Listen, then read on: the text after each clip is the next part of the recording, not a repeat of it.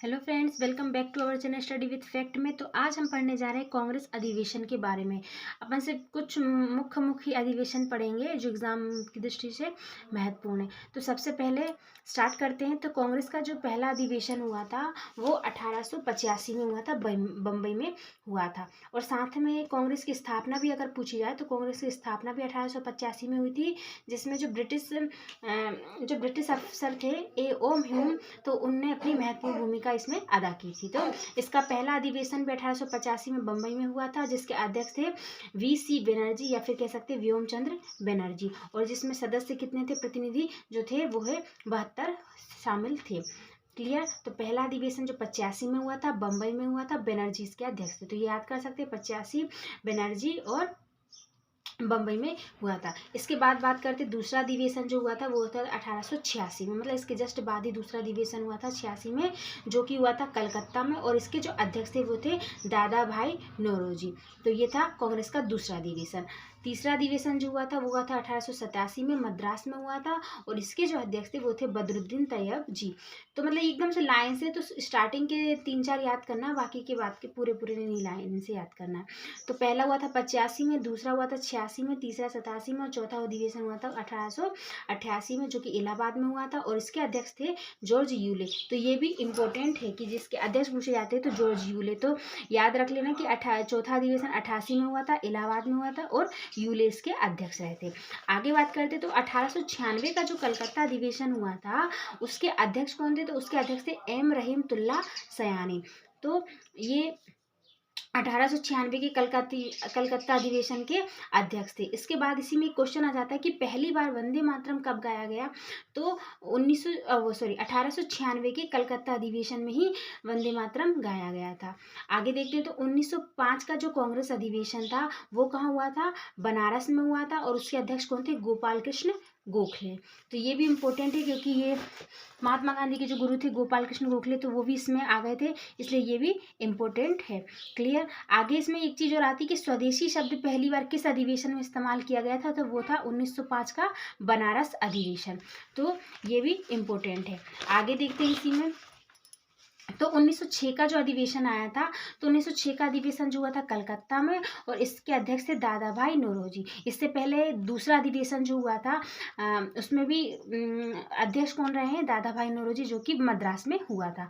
और इसमें जो शब्द था वो स्वराज शब्द का इस्तेमाल किया गया था। स्वदेशी शब्द का इस्तेमाल किया 1905 के अधिवेशन में और 1906 में स्वराज शब्द का इस्तेमाल किया गया। तो ये भी बिल्कुल याद रखना, क्योंकि क्वेश्चन बिल्कुल पूछे जाते हैं कि मतलब कोई भी चीज़ स्वदेशी ले लो चाहे स्वराज, इन शब्द का इस्तेमाल किस अधिवेशन में किया गया, तो ऐसे।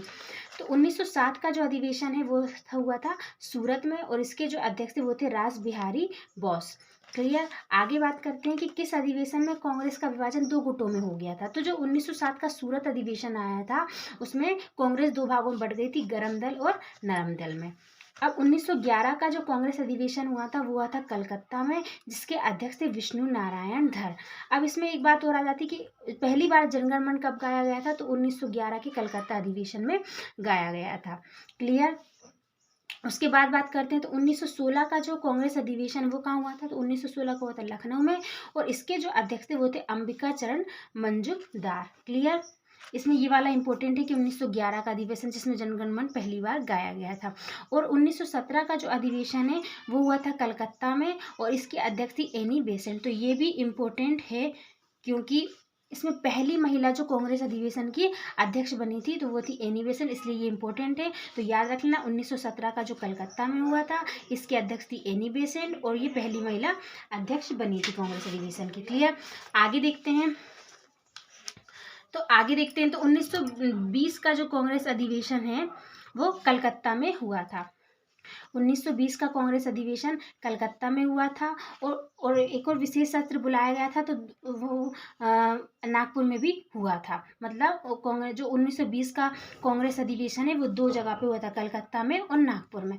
तो जो कलकत्ता में हुआ था उसके अध्यक्ष थे लाला लाजपत राय और जो नागपुर में हुआ था वो उसके अध्यक्ष थे सी विजय राघवाचार्य। तो इतना इसमें याद रख लेना कि 1920 में जो अधिवेशन हुआ था वो 2 जगहों पे हुआ था, कलकत्ता में और नागपुर में। कलकत्ता के थे लाला लाजपत राय और नागपुर के थे सी विजयराघवाचार्य। आगे बात करते तो 1923 का जो कांग्रेस अधिवेशन हुआ था वो हुआ था दिल्ली में और इसके अध्यक्ष थे मौलाना अब्दुल कलाम आज़ाद। तो ये भी इम्पोर्टेंट है क्योंकि ये सबसे युवा अध्यक्ष बने थे उस टाइम पर, इसलिए जो 1923 का अधिवेशन था वो दिल्ली में हुआ था और उसके अध्यक्ष थे मौलाना अब्दुल कलाम आज़ाद। आगे देखते तो 1924 का जो कांग्रेस अधिवेशन है वो बेलगांव में हुआ था और इसके अध्यक्ष थे महात्मा गांधी। पहली बार जब महात्मा गांधी ने कांग्रेस में अपना कदम रखा था, तो ये भी बहुत इंपॉर्टेंट है। क्लियर। 23 में हुए थे मौलाना अब्दुल कलाम आज़ाद और 24 में महात्मा गांधी। उसके बाद बात करते हैं 1925 का कांग्रेस अधिवेशन जो हुआ था वो कानपुर में हुआ था और जो अध्यक्ष थे वो थे सरोजिनी नायडू। तो ये भी इम्पोर्टेंट है। ये क्यों? क्योंकि इसमें पहली बार भारतीय महिला अध्यक्ष बनी थी। क्लियर। 1917 में जो थी वो डॉक्टर एनी बेसेंट ही थी। क्लियर। और इसमें है सरोजिनी नायडू, इसलिए याद रख लेना। 1929 का कांग्रेस अधिवेशन जो हुआ था लाहौर में हुआ था और लाहौर में ही पूर्ण स्वराज की मांग की गई थी। तो ये भी इम्पोर्टेंट है कि पूर्ण स्वराज की मांग किस अधिवेशन में हुई थी, तो 1929 के लाहौर अधिवेशन में। क्लियर। इसके जो अध्यक्ष थे वो थे जवाहरलाल नेहरू। तो इतना भी याद रखना है, उन्होंने पूर्ण स्वराज की मांग की थी और कहाँ पे, तो रावी नदी के तट पर। क्लियर।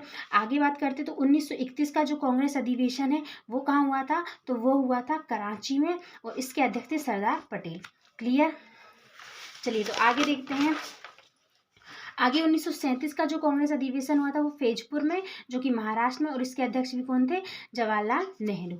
और 1938 का कांग्रेस अधिवेशन है वो थे हरिपुरा में, जो कि गुजरात में है और जो कि इसके अध्यक्ष रहे थे सुभाष चंद्र बोस। 1939 का जो कांग्रेस अधिवेशन था वो त्रिपुरी, जो कि मध्य प्रदेश में था, उसके अध्यक्ष थे सुभाष चंद्र बोस। और लगातार, अब इम्पोर्टेंट क्वेश्चन ये है कि लगातार 2 बार कांग्रेस के अध्यक्ष कौन थे, तो वो सुभाष चंद्र बोस, क्योंकि वो 38 में भी थे और 39 में भी थे। 38 के हरिपुरा अधिवेशन में और 39 के त्रिपुरी अधिवेशन में सुभाष चंद्र बोस अध्यक्ष आए। 1946 का जो कांग्रेस अधिवेशन हुआ था वो कहाँ हुआ था, मेरठ में हुआ था और उसके अध्यक्ष कौन थे, JB कृपलानी। क्लियर। तो ये याद रखना क्योंकि आज़ादी से पहले का था, इसलिए ये भी इम्पोर्टेंट है कि 1946 का कांग्रेस अधिवेशन कहाँ हुआ था, मेरठ में, और इसके अध्यक्ष कौन थे, JB कृपलानी। आगे बात करते हैं आज़ादी से पहले कांग्रेस के अध्यक्ष कौन थे, तो वो थे JB कृपलानी, और आज़ादी के बाद जो थे वो थे डॉक्टर राजेंद्र प्रसाद और पट्टाभी सीतारमैया। तो ये थे कांग्रेस अधिवेशन के कुछ महत्वपूर्ण अधिवेशन। इसमें आप लोग कुछ याद रख लेना जो कि एग्जाम की दृष्टि से बहुत महत्वपूर्ण है। Okay, thank you.